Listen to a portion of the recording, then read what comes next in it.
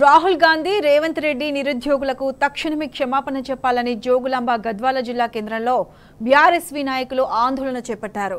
Job క్యాలెండర్ను రద్దు చేసి పోస్టుల సంఖ్యను స్పష్టంగా ప్రకటించాలన్నారు. నిరుద్యోగులకు కాంగ్రెస్ ప్రభుత్వం నిండుగా ముంచిందన్నారు.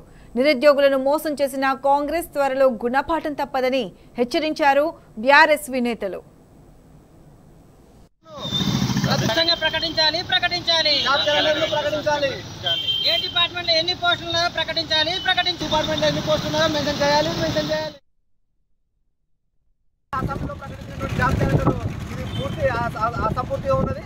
అంటే నిరుద్యోగులను విద్యార్థులను తప్పుదో పట్టించే విధంగా ఈ రోజు ప్రకటించినటువంటి జాబ్ క్యాలెండర్ మొత్తం జాబ్లెస్ క్యాలెండర్ గా ఉన్నది. దీంట్లో ఎటువంటి అధికారికంగా కానీ మంత్రి గారి సంతకం కానీ ఎటువంటి సీఎస్ సంతకం కానీ ఏ రకంగా అధికారికంగా లేదు ఈ జాబ్ క్యాలెండర్. దీంట్లో అసలు దుర్మార్గమైన కుట్ర అంటే ఏంటంటే ఈ జాబ్ క్యాలెండర్ లో పోస్టులు ఉన్నాయని మెన్షన్ చేయకపోవడం దుర్మార్గం. మరి ఇవాళ రేవంత్ రెడ్డి అంటే నిరుద్యోగులను తప్పుదోవ పట్టించి ఈ జాబ్ క్యాలెండర్ తీసుకురావడం సమంజసం కాదు.